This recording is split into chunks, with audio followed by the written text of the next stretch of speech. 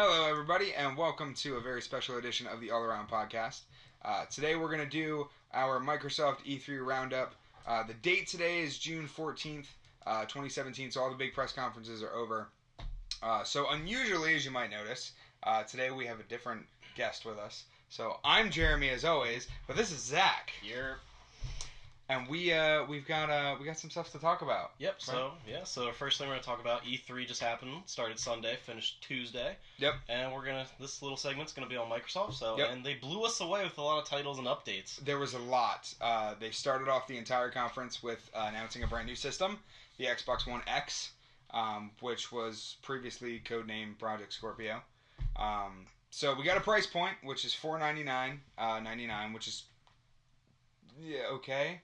Yeah, you know what I realized? What? They never use the same letters from like the project names and the console name. Remember Natal became Kinect? Oh yeah. Now it's like Scorpio. You get an X. You get a giant Just get X. an X Scorpio and keep the X. Yeah, I liked Scorpio. However, they kept the Scorpio engine, or not engine, but like the chip inside is called the Xbox Scorpio. So it's the Scorpio technology. So they still kept that. Probably the Scorpion on which. I hope not. Anyway, so how do you feel about the $499 price point? You think it's too much, too little? I mean, personally, I think it's just like what they did with the Elite console 2 years ago. Where it's like... I forgot that was a thing. Yeah, exactly. So I it's literally just like, forgot that existed. Like, it's a whole big thing, but it's like, we just have special specs in it. Because it looks like a 1S. It does. Apparently it's a lot smaller. Like, a lot smaller. Apparently it's like, if you took the Xbox One S and made it this big, the X is this big. Kotaku did like a video of like showing the S and the X together. It's like... Yes, the X is like smaller like that, but it's wider a little bit. Well, I don't like that because that won't fit on my shelf at home. My shelf just fits the Xbox One S perfectly. You're gonna find a way. I'll find a way. But we got 1 terabyte hard drive. We got 6 teraflops of power, which still is not 100% directly explained to us as to what a teraflop is. But you're gonna fact check it. Let's just Google All right. And we got 13 gigs of RAM, which is incredible. And it's the first console ever to have a liquid cooling system, which is... Oh, yeah, the vape system. Yeah, it's beyond anything that they've done before. I think it's incredible. I think it's going to add a lot of value to the system. They did announce that the system launches this November. It's going to be fully compatible with every Xbox One game and accessory that's come out so far. And every... first-party title, as well as a lot of other titles, are going to be getting updates, kind of like how the PS4 Pro did. But because the Xbox One X uses super sampling, even if you don't have a 4K TV, these updates will still have a very good impact on 1080p. Did you find anything? Yes. So FLOP is an acronym. So now I need to find the definition of the definition. Okay, alright, so we're on a track. So start off step 1. A FLOP is floating point operations per second. Oh, well that makes sense.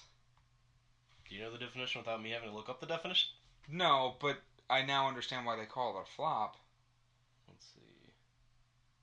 So while Zach still looks that up... Oh, here we go. Oh, you got it. See. What is a floating point operation? A floating point is a number with a decimal point in it and... So you remember from just a cold polygon now, so they're coming at me from back in middle school. So you remember from middle school, they're harder to work with the integers, no decimal. The number of those computers can do per second. Oh, so it's like what it can do within a second. Okay, so it's kind of like a different kind of frames per second, but almost like performance per second. So 6 teraflops, I would assume 6,000 operating things per second. So no, trillion. Oh, trillion. Yes. Wow. Okay, a teraflop is a trillion. That's a lot more than I thought. Because then we got the megaflop, which is a million. Okay. Gigaflop is a billion. And a teraflop is a trillion. Okay, so we have a trillion operations going per second, which is pretty insane, especially for a system. Because what does it say there? There's the NVIDIA GTX 1080, which does 8.9 teraflops, just for comparison. So the Xbox One isn't the most powerful, but it's definitely the most powerful that we've seen in the system. Because with the PlayStation 4 Pro, it only had 4 teraflops, so it's definitely outbeating that. Mm-hmm. One of the biggest things that they talked about coming outside along the Xbox One X in November is Crackdown 3. And when they started their conference, they said that they were going to talk about 42 games, 22 of which were exclusive. So there's a lot of games. A lot of those games were indie games, so we're not going to touch on those because we're going to try to keep these episodes minimally down to like a half an hour. So we'll touch on the big things and go more in depth on a regular episode of the podcast. So Terry Crews came up and did Crackdown 3, even though, it's not Doomfist, but I guess it's Doomfist. So Crackdown 3 comes out this November. It's an Xbox One exclusive. Are you excited? Honest answer, I've never played Crackdown. Alright, so he's not that excited. I'm not that excited either because I don't think Crackdown is a big enough title for Microsoft to really have its flagship, because there's Crackdown 1 and Crackdown 2, and it's been so many years since 3, but it's not Gears, it's not Halo, it's... Well, I mean, it's not also going to carry the 1X. There's going to be all the other fall stuff that comes out around Oh, of course, right. But I feel like they're exclusive. I think they should have launched Forza alongside the X, because Forza already has so much graphical power. Now, they did talk about Forza. They talked about Forza a lot, actually.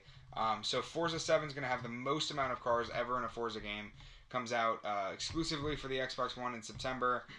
There's an Ultimate Edition for 100, just like there is with every other Microsoft game these days that comes out 4 days early. Gets you the Season Pass, the Car Pass, stuff like that. Steelbook case like the last year's did. So it's going to be really, really cool.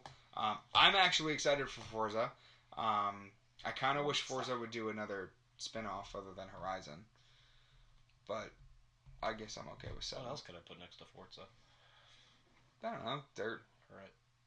Like Forza Dirt Racing. There's already a dirt game, though. I know, but Forza doing dirt. Why not? No, it's pretty dirty. I wouldn't do it. So, okay. It's not that funny. Like, It's funny. It's kind of funny. It is funny. I'll give you that. It was funny. It was very funny. So, another big one that they talked about was Sea of Thieves. Which, Sea of Thieves, they spent a lot of time on. Sea of Thieves was announced last year. Yes. It's a game that's made by Rare, which Microsoft bought Rare a couple years ago, and basically gave them the funding to make bigger games other than Banjo-Kazooie and Perfect Dark. So, Sea of Thieves is another Xbox One exclusive coming out in 2018. It's a really cool pirate game that I'm actually kind of excited for, because it's not like pirates like Assassin's Creed was pirates. No. But it's a fun multiplayer experience. There's a lot of different things to do. I think it's just going to be a fun game that if we played in a live stream, we could make fun of it a lot.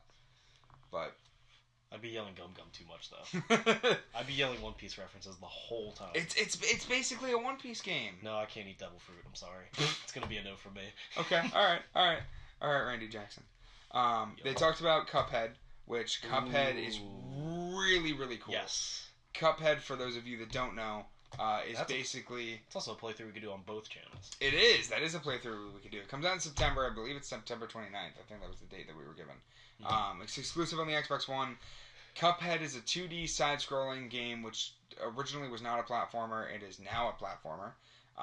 But the game is set to graphics that are very reminiscent of like 1940s, like Steamboat Willie. We have these old hand-drawn graphics with very, very cartoony style stuff from back when, like, you would see Mickey Mouse have his like eyes pop out of his head, or have like cars that would do dances to put out a fire. Very similar to what you saw in like Kingdom Hearts 2 if you played it. Yeah, pretty much. Yeah, pretty much. Are you excited for Cuphead? Yes, I even thought Popeye eating spinach. Ooh, yeah, I didn't even think of that. Eat your spinach, kids. Heard it here first, or well, not first, but probably haven't heard it since Nom. But you haven't heard it since Nom, but yeah. So another really cool thing that's an exclusive that nobody saw coming anywhere ever at all is that PlayerUnknown's Battlegrounds is going to come to the Xbox One. It's going to launch. I believe it's just going to be digital. They didn't talk about a physical. I don't think it's going to be physical.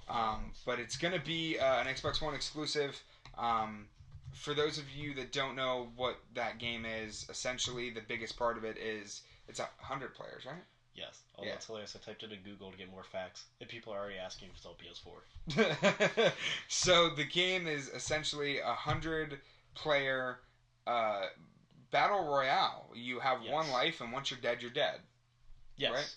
And you can do it solo, or it teams you up with 3 other people. and it pods you together, and then it's up to you to survive. So there's separate rank by like just staying alive, and then team rank as well. Okay. And the game's been out on PC for how long now? Only a couple months now. Oh, okay. All right, cool. So I think it's going to be a really cool thing for it to come to console. I think Xbox is going to be able to do a lot of different support with it, and I'm super excited about that. So that's one of the big things that's going on. It's not coming to PS4, right? No, it's going to still be on PC. It's still in early access, so I think it's going to be in the pretty much game preview section though of Xbox Okay, One. so it's going to be kind of like Ark is. Yes. Which, by the way, this is not an E3 announcement from Microsoft, but Ark is played a lot on Xbox consoles. Ark is getting a physical release. The game is finally done. Comes out this August. I'm pretty excited. But actually, update PlayerUnknown's not coming out till next year. Yeah, I kind of figured that it wouldn't come out till next year. Mm-hmm. Next year, PlayerUnknown. So I didn't buy the culling for nothing. Yeah, exactly. The Culling is another game that you should play. It was one of the first of this new like survival genre. We should play that. I own it. I need friends to play with. I got you, fam. $25 on the Xbox store. That's not bad. $25 for PlayerUnknown probably won't be that much more, right? Maybe, who knows? I hope so. I think it's $30 on the Steam store. Maybe. We're gonna find out. We're gonna check. So while he's checking on that, 30. 30. There we go. That was quick. So that's what she said. Okay, keep going. Basically, another game that was announced for Xbox is a game that I personally never thought would ever come to consoles just because of the backing that it's got on PC. I thought this was going to be very similar to the way that, like, I'd never picture League of Legends being on console. But Black Desert Online is coming to Xbox. And that was something that they talked about in the conference. It was one of the very first things that they showed. It was very early on in the conference. I have not played it, but I know a lot of people that have. I know a lot of people that think it's really cool. It's a very, very in-depth MMORPG. Yeah, and I don't know if I'm excited for it to come to console. I mean, I don't know if it belongs on console. I mean, it's not a MOBA, so I mean, MOBAs are the most difficult PC games to port up. But I mean, something with that than MMO, it'll be interesting. I mean, I think console's fine. I just didn't expect it to come out this early for console. Yeah, I expected it like years later. Like, I mean, it's one of those games that, although at the same time when Minecraft first launched, I never thought I'd see Minecraft on a console. Just because Minecraft was so oriented to PC. And I know that obviously Black Desert Online and Minecraft are very, very different titles. Very, very different things. It's still the same kind of feeling that I got. Like, World of Warcraft and StarCraft are never on consoles. Games like that, it's just one of those games that I thought was going to stay on PC. So that was a huge surprise to me, especially because I've only dabbled in it a very, very little bit on a friend's computer at a friend's house because I don't own a gaming computer. I own a Mac. I can't do much with it. So I can record this podcast though. And no, we're not sponsored by Apple. Let's go into another Xbox exclusive. They talked about State of Decay 2. I'm excited. No? I don't know. I think it's going to be a fun co-op game. I really wish that they'd make Left 4 Dead 3 instead. But State of Decay 2 is cool. I don't think it's going to be able to compete with Days Gone from Sony, though. No. Which State of Decay 2 is coming out early 2018. We don't have a release date for Days Gone. We'll talk about that in the Sony recap episode. But I really don't... I think if they put it out early enough and they put it out different enough, I think we could get a pretty good... or they could get a pretty good return on investment with State of Decay, because it's the only game like it at that time. Yeah, well, for me to keep the bias, that's just like... Or keep a biased opinion. I haven't played it, so like I have nothing to say on the matter. It's just like, you should play the first one. The first one's a lot of fun. Okay. It's kind of like... It was one of those ones that was originally on PC that ported up also. Yeah. And it's kind of like, if you took, like, 7 Days to Die, but made it less of a narrative. I don't think 7 Days to Die was a narrative. It had narrative aspects to it, more so than State of Decay did, the first one. The second one's going to be very, very narrative driven. Yeah. So I'm excited for that. I like the Minecraft aspects that you have in State of Decay, or I guess not Minecraft, but like almost like what you do with like shelters in Fallout, where you make settlements and stuff like that. It's a lot like that, and I think that's really cool in a zombie style game. Mm-hmm. So that'll be really cool. One of the other big updates that they gave us was the Minecraft update, which Minecraft, a lot of people still don't realize is owned by Microsoft. So even though you can buy Minecraft on PC, you can buy Minecraft on PlayStation, you can buy it on the Nintendo Switch, it is still a Microsoft title. And they announced a huge update for Minecraft, which is coming later. It's going to have 4K support, which I seriously didn't think I'd ever be able to picture blocks pixelated, but also in 4K. So that's kind of cool. Massive servers. Actually, true. Does that even make it like pixels anymore? I guess. I don't know. Well, they have the whole like smooth 4K thing coming out, so it's like it's a whole new pack. Texture pack that makes it. So look it might like... even just be a 4K texture pack. Maybe not even the game itself. Oh, I guess that's true. I guess that is true. I guess that could be that way. But the big announcement for Minecraft, and this is kind of now we're gonna move into what I personally think are the bigger announcements. They're doing crossplay for Minecraft. So Sony decided they weren't going to be part of it. Sony didn't want to do it. They backed out and were babies about it. To put it in a bad perspective. They dropped that baby.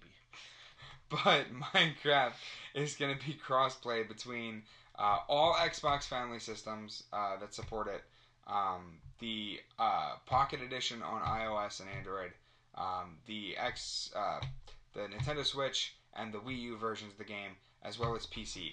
So you can be on your iPod or iPad. Nick can be iPhone. Yeah, iPhone. Nick, who's sitting over there, out of the podcast this time. Can play on Xbox. I can play on PS4. No, you can't. Yes, I can. I thought it was like cross PS4. Oh no, not PS4. Yeah. Damn it. Okay, I can. Jeremy, no PS4 for you. I meant PC. There I you said go. PS4, but I meant PC. And we can all just play together in a massive server. They didn't give us a number as to how far that the massive servers are going to hold up to, but a lot of the rumors that are spinning around is it's upwards of like 100 people. I think that's incredible. I think that's really cool. I don't know how that's going to work if somebody's actually playing on iOS, because they're going to be limited to, or the Pocket Edition in general, they're going to be limited to a lot of different things that'll be there. So I'm kind of worried about how those servers, like if we're going to have restrictions on it and whatnot. And people that are on console versus people that are on PC, because PC has so many more things to do. They're more updated. So I don't want to say I'm worried, but I feel like that now limits. It's like they have to make sure every platform's on the same page. Yeah, so PC gets limited to what console's doing, and if PC's playing with iOS people, they're really limited. Yeah. So I don't know. I mean, Pocket Edition they're almost caught up to where console is, though. So they're close. It's not as bad as it used to be. A really big update that I thought was a big thing, that a lot of people are kind of just like, meh, about, is the Life is Strange prequel. The Life is Strange prequel. Prequel. It's called Before the Storm. It's going to come out on Xbox One and PS4. I never finished the first one. I played episodes 1. I know, I'm sorry. I played episodes 1 through 4. This has inspired me to go back to it. You pretty much played the whole game. I know. You didn't even finish. I know. I'm sorry. It's like leaving a Marvel movie before the after credits scene. Ouch. That hurts. I know. I'm sorry. But it inspired me to go back and finish, because I don't think I finished episode 4. But I'm going to go back. I'm going to finish it because I want to play the Before the Storm. And they said that episode 1 is coming out this year. Super soon. I think they said August. Yeah. No. Yes. Yeah. And it's actually versus the 5 episodes is a 3-episode one. Oh, right. Yeah, this one's so only 3 shorter. episodes. So it is shorter. So I'm hoping that means it's less money. But, I mean, Life is Strange isn't expensive. But yeah, it's like $20, $30 for the whole thing. Yeah, when it comes out. When everything's out. So, we'll find out. 3 episodes for $20, I'd be okay with that. But I think that Square can totally go way more in on this universe and do so much more in it and have the same experiences to happen to different people across different parts of the world, and just see like different decisions made by different people that have different moral standards. And yeah, remember my first playthrough of Life is Strange? Said the wrong Bible verse. Nice. She didn't step back from that ledge, my friend. She wasn't third eye blind. Another big one that they announced was Metro Exodus, which I had no idea what we were watching at first. I did. Because I never played Metro. Yeah, for at least from the makeshift gun and like the underground and the mask, like it's Metro. I was really impressed by what I saw. PS4, Xbox One, PC, not this year, right? Next year. No, next year. Yeah. So I think that's really, really cool. I think that was one of the coolest things that they could have showed, especially because Xbox is always really good at showing off bigger third-party stuff. Like, not last year, but the year before, they did The Division. Even though it was a big thing for Ubisoft, they still did the Division, which, speaking of Ubisoft, they also showed a lot of Assassin's Creed. So we'll go way more in depth on that on the Ubisoft podcast. Mm-hmm. But they did talk a lot about Creed. We got the first trailer. We got the announcement for it. Just mainly because Microsoft was the first real conference. EA happened first chronologically. Mm-hmm. But Microsoft was the first actual EA conference. Or E3 conference. Jesus. Okay. There's a lot of E's, okay? There was a lot in the cup earlier. You downed that pretty quickly. Slow down. So, Creed is going to be on Xbox One, PS4, and PC, just like it was before. Mm-hmm. There's a regular edition for $60, a deluxe edition for $70, and a gold edition, either with or without the steelbook, for $100 digitally or $110 with the steelbook. Set in ancient Egypt, 3000 BC, under Cleopatra's reign. You have an actual eagle for Eagle Vision. So there's a lot going on, but like I said, we'll get way more in depth on that on the Ubisoft episode. Because we're going to do a recap just like this for every single one of the conferences. So, we're going to post them in chronological order. You can watch whichever ones interest you the most. We'll have a list of all the games that we talk about in the description, so you guys can check them out there. And I won't be here for that long, so for people who are afraid of change, don't worry. Another big one, which is not a big game. This is not a big game at all. But it's a big game for me. I think you also have the same effect. You gotta tell me the game first. Dragonball Fighterz. Yeah. Yeah, you don't care. Well, I care. I mean, it's anime, but Dragon Ball wasn't... doesn't... They've needed a 2.5D fighter. They've needed this game. For those of you that don't know, it's coming out this year. It's Xbox One, PS4, and PC.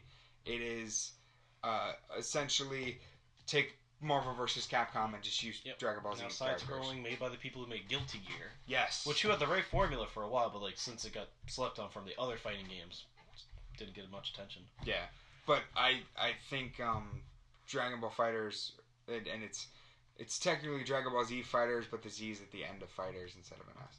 So Dragon Ball Fighterz. How hood of them. Dragon Ball Fighterz is... Do we know if it's getting a physical release? Yeah. Okay. I wasn't sure if they were sticking with that as a digital title or not. Yeah. But it's a lot of characters. It's 3-on-3, just like Marvel vs. Capcom 3 was. There's a lot of really cool dynamics that they're doing in this weird 2D but 3D world, because everything in the background is 3D but the characters are 2D. And I think this is the game that Dragon Ball's needed for a while, because yes, Xenoverse is cool. Xenoverse 2 was cool, but I've wanted a game similar to the original Budokais for so long, and it's been so far and few between that they've gotten the system right. Because they did the Budokai remaster, they've done like Raging Blast and Burst Limit and Ultimate Tenkaichi, and none of them really felt like the original Budokais did, and I think this is going to feel just as fast and just as intense as the original ones did. So I'm super excited for it. Nick is super excited for it. So fucking pumped. Zach, we're gonna go in. Fuck that game. I know, right? That's next numbered episode. I'm going in. Good. Going full in on that game. Good. Because I learned to not to super derail this thing, but I saw a whole synopsis video for all the actual mechanics of it. Oh, good. So we can go in on that later. Yeah, and I saw. Did you see the gameplay video? Yes. Okay, cool. Right. Saw the gameplay video. Please, motherfucker, I know the mechanics. Okay, alright, fair enough. Yeah. Fair enough. So that makes 2 out of the 3 of us that are super excited for it. One of us is like, meh. Sorry, we'll convert a non-believer. Yeah, eventually. It's okay. Just like one day you'll convert me to anime. It's true. It's true. It'll happen. We gotta start with Keijo. Why does it sound like a dog? You're thinking of Cujo. Yes, I am. I am. That's, yeah. Alright, moving on. So they talked about Shadow of War, and they talked about Shadow of War for a really long time. For those of you who don't know, Shadow of War is the sequel to Shadow of Mordor, which was the acclaimed Lord of the Rings universe game, which came out in 2013. Mm-hmm. The game will be released in October, originally slated for August. They pushed it back to work out some kinks with it. It'll be on Xbox One, PS4, and PC. I'm really, really excited for it. What is that? That's Keijo. I don't want to watch Keijo. Yeah, you do. No, I don't. That looks weird. Anyway, so Shadow of War is coming out. I'm really excited for it because I really like the first one. They took a lot of influence on what they have is called the Nemesis system, actually from the injury and draft system that's in sports games, and kind of turned that into a recruiting system and a promotion system for any enemies that actually defeat you. So I think that's really cool. I can't wait to see what they do with the new one, because the new one you actually make your own. Stop. You actually make your own ring and control the power differently, and I think that's really, really cool. But will it be the one to rule them all? No, it's not that ring. It's a new ring. It won't rule anybody, hopefully. I mean, unless we're using it for good, but... Well, it's ruling a lot of people. Yeah. You're taking over your own army again. Yeah, but for good reasons. So it's not... Is it good? I think so. I would like to think I'm playing as a protagonist. Okay. So, two last big things to take away from Microsoft. And all the big stuff, like the Xbox One X and Creed and stuff like that, will go more in depth in the next numbered episode. But this is just kind of like a slew of information being thrown at you very quickly, so you know what you missed, you know the really, really cool takeaways, and you can kind of like look up the stuff that we talk about.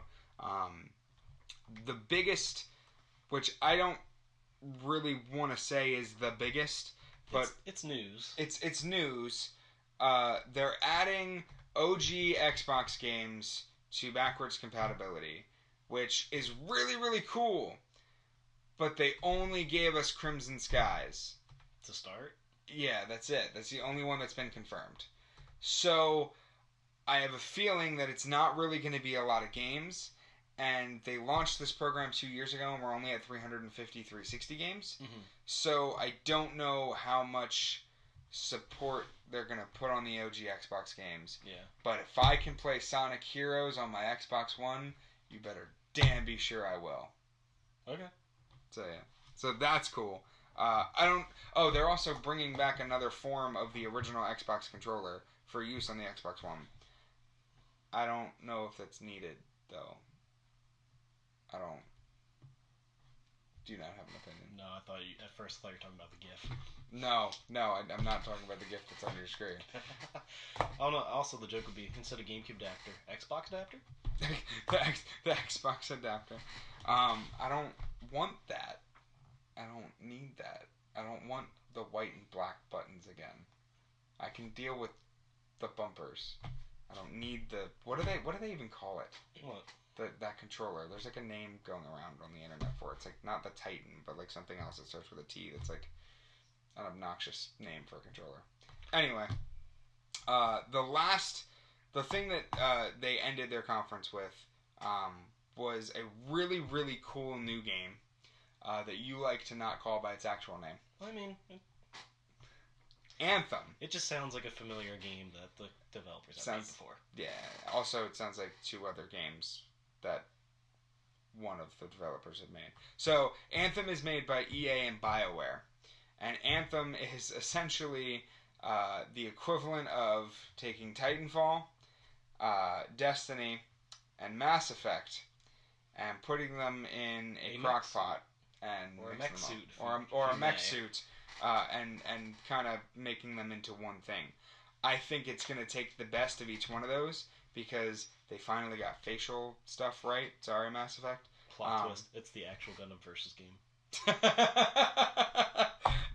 But it's going to be released on Xbox One, PS4, and PC. But it's going to be released on Xbox One first, as well as have exclusive content for Xbox. So I'm really excited about that. But the game looks amazing. It has a full story. There's a lot of RPG elements to it, just like a BioWare game should have. But it also seems to get the combat right, like Titanfall and Destiny have done. It wasn't right out the gate, but they've definitely fine-tuned it. And not that Activision or any part of Destiny has anything to do with this game, but it just looks like it's going to be a lot of good things from familiar games being put into one, and I have hope for it.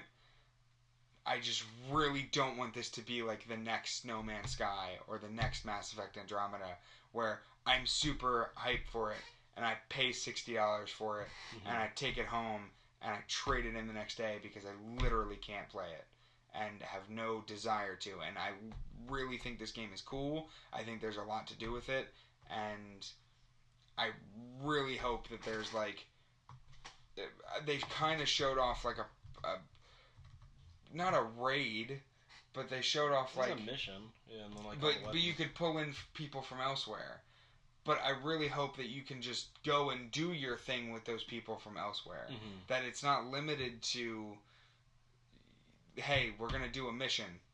Let's do the mission with these people. And then they disappear. Yeah. It's like, oh, okay, thanks, boy. Yeah, like I'd like it to be like The Division, where you set up as a squad and go. Or Destiny, you set up as a squad, you go. And just can do a lot of different things. But I have faith in the game. I think it's going to be really cool. It looks like it's in development. It's been in development for a really, really long time. So that excites me a lot about that game. So again, that's called Anthem. And EA, they showed it off kind of at their conference, but because EA isn't actually part of E3, they decided to throw their big title to Microsoft to do a big playthrough on. So they just gave you a quick look, and they're just like, yeah, no, check out Microsoft. Yeah, they're like, hey, go like those people and watch them. Just like, you should like us. That was a really, like, not, yeah, right? that was not planned in my head, but that worked out pretty well. You should like us and comment and subscribe and follow Two Guys One Live Stream and Players of the Round Table, both on Twitch and Facebook and YouTube, and yeah. So, that's kind of all we got for Microsoft. Yep. We're trying to keep these under half an hour, so I apologize if I'm talking really fast. I'm calling it the Xbox One S announcement commercial for holiday. It's X is going to give it to you with action shots from Forza and Gears of War. It's literally going to be Run DMC. X going to give it to you. I like that. I can get behind that. Yeah, Microsoft, give me a call. Just a marketing student that needs an internship. So I think that's it for Microsoft. Like I said, we're doing all the conferences. So we're going to do EA, Microsoft, Bethesda, Ubisoft, Sony, and Nintendo. So we have a very long night ahead of us. But, stay tuned for the actual podcast. You can hear about all the big games. Watch the 30-minute recaps. And I think that's it for us. Yep. Yeah. It for Microsoft. That's it. So thanks for hanging out with us. If you guys want to talk about anything further, you guys want us to talk about anything in the podcast, throw it down in the comments. We'll pay attention, and we'll talk about that stuff. So, yeah. All right, guys. Good luck. Good night. I was going to say, no. Nick said it backwards. Good night. He didn't say anything. Nope. Good evening. Nope. Shit. Okay, everybody, so I guess I'm going to have to chime in on this one. I'm trying to be Nick. I'm on the other side of the table. It's this is weird for me. Alright, everybody. Good evening, good night, and good luck. There it is. Have a good one. Now wave, kids. Yep, wave. wave. Yeah, Bye. there we go. Bye. Bye.